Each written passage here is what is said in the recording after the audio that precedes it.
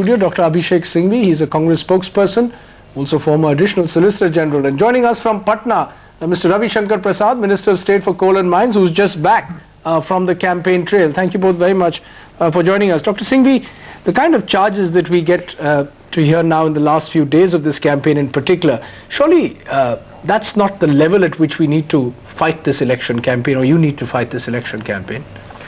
Well, you must remember that in all elections, there are published charge sheets, there are published manifestos, and really towards the end of the campaign trail, there is a summarization, a highlighting of the main issues. Take Punjab, for example. Just 3 days ago, the PCC president there has in writing posed 10 or 12 pertinent questions to the Chief Minister. He has specifically posed the questions about the assets, about the properties of the Chief Minister, about the conduct of the state government and the central government in the SYL Canal dispute in the Supreme Court. Those are specific questions. They are in writing, they are published, they are known, and they are, I think, relevant for the electorate. In Manipur, you just saw a person like Mr. Mani Shankar Iyer sitting with a candidate in Manipur was under threat, an attack. And as you remember, in Manipur, really the only party in operation was the Congress, barring a lot of defectors who had gone. Right. And then prior to the president's rule, those defectors tried to form a government. The Congress is the most potent political force there. And therefore, I think in the larger perspective, what is wrong in highlighting these issues? Right. These are also issues, these are not personal issues. Let's go straight across to the minister waiting for us in Patna. Mr. Ravi Shankar Prasad, the Congress says these are relevant issues. Doesn't matter whether there's a personal edge to them or whether individuals are named. These need to be brought out before the people, including the instance we just saw in Manipur. Well, as far as Mr. Mani Shankar Iyer is concerned, he always makes news for the wrong reason, whether he is in print or on the television. It is very clear that in Manipur, Congress has been, most of the leaders have left Congress on one point or the other.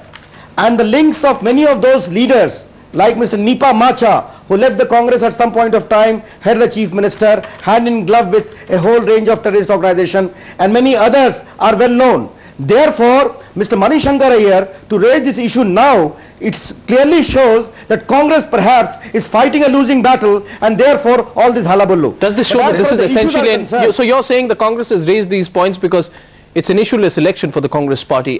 What the Congress is pointing out is that a lot of the people in the underground in Manipur are asking people to vote against the Congress. A similar charge had been made about the Congress party in the neighbouring state of Nagaland in the last assembly elections. Well, yes, but you know what happened. The BJP government had a supposed ceasefire with the NCNS. They then restricted to Nagaland. The allegation at that time was that they had entered into their own constituents objected to it. It was clear who was supporting the terrorists. Mr. Ravi Shankar Prasad, you want to respond? Surely, I want to tell my friend Abhishek that after the fall of the Samta Chief Minister, most of the defectors had joined the BJP. They wanted to have a BJP government installed. But our national leadership said, no, we shall not form a government with the help of defectors. It is better we will go for elections. Therefore, that conduct of our central leadership clearly shows how mature a decision we took. It is absolutely a reckless allegation being made by Abhishek Singhvi. It is ironic that Mr. Ravi Shankar, a minister of the NDA government, is talking about the direct breakup between the BJP and the Samata, both constituents of that government, as far as Manipur is concerned. But we could have exchange of very strong words between these two constituents. We could have formed the government. We did not form the government. I want to tell you that. Because we were very clear that let's go for a fresh mandate. Okay, let me just switch over from Manipur to another state where the campaign is getting shrill, Punjab, which Dr. Singhvi briefly mentioned. Was there any need, Mr. Ravi Shankar Prasad, for the Prime Minister to say Sonia Gandhi was a Videshi Aurat and thereby give a personalized edge to the entire campaign in Punjab? Well, Rajdeep, Sonia Gandhi as an individual is entitled to all respect. But the political personality of Sonia Gandhi also has a component of her foreign origin. It remains a political issue. There was a breakup in the Congress. Earlier, she could not become the Prime Minister on that ground. Therefore, the foreign origin of Sonia Gandhi does remain a potent political issue in the country. Dr. Singhvi, that's important. It is not a personalized attack per se. That aspect needs to be appreciated. Dr. Singhvi, why is the Congress always on the defensive when the issue of Sonia Gandhi's foreign origins is raised? Surely you should be able to combat that issue in the electoral battlefield rather than seeking an apology from the Prime Minister. Rajdeep, I think you only have to read the Prime Minister's statement today to know who is on the defensive. there is an explanation from the Prime Minister. I want to say 2 or 3 things. Number one, I think the dignity of discourse has to be kept in this. There is no particular reason why that phrase Videshi Mahila had to be used. Thereafter, and I think the Congress and a lot of members of the Congress felt outraged. There were statements. The Prime Minister has then issued what is an explanation. We have received instructions from the Congress President to let matters rest there.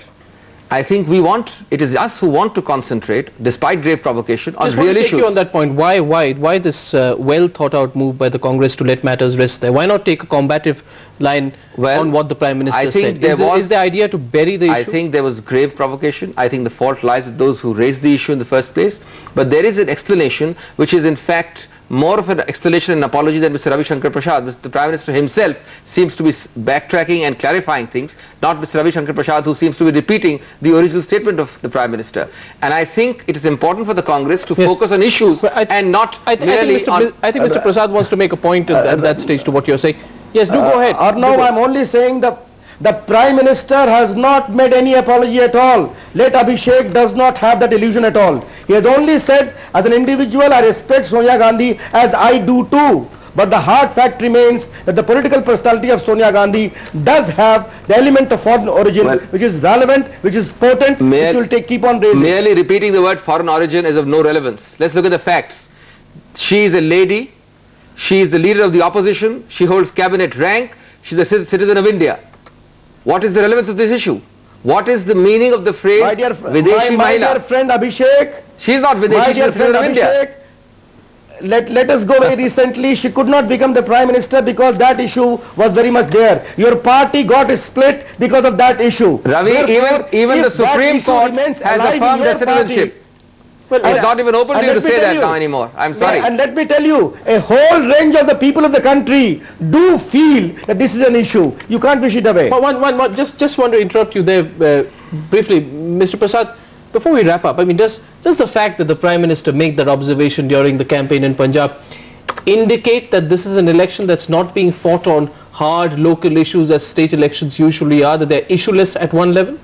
Well, certainly. I just like to get the Minister to respond to that. Let me tell you, the performance of the Chief Minister incumbent, the policies which they seek to project, the manner in which they seek to protect the interests of the state are certainly issues. We would have loved to fight the election on those issues. But the manner in which Mrs. Sonia Gandhi kept on raising reckless, unverified allegations, we all know for certain. Now let me just clarify, Arnab. This issue was raised by the Prime Minister in Punjab. Everybody knows which way the wind is blowing in Punjab. Before that, Sonia Gandhi campaigned there. And what she spoke, the immediate Abhishek context of the provocation which the Prime Minister justified was Sonia Gandhi's remarks about the defence scam.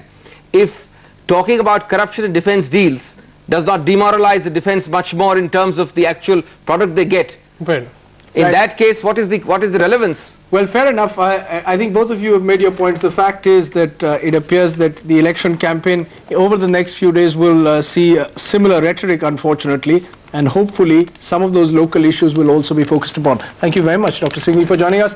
Mr. Ravi Shankar Prasad, thank you very much for joining us from Patna. Thanks very much indeed. Well, next on Star News, the Gorshkov deal with the Russians.